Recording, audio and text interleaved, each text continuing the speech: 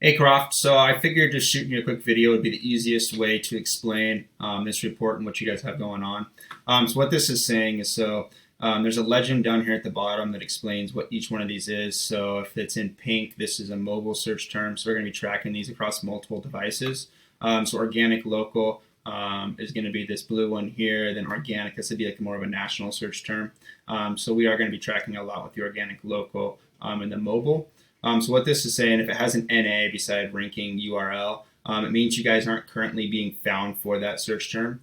So these are the ones that you guys are currently being found for. As we get that new content put in there, you guys will get found for more of these search terms, all of these search terms at that point actually, because these are all ones we're targeting within that attack plan and proposal that we initially got over to you.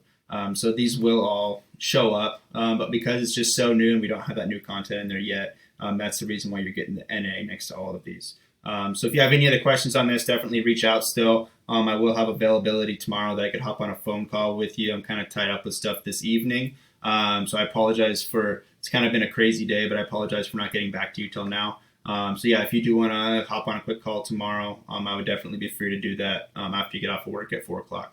Thank you very much.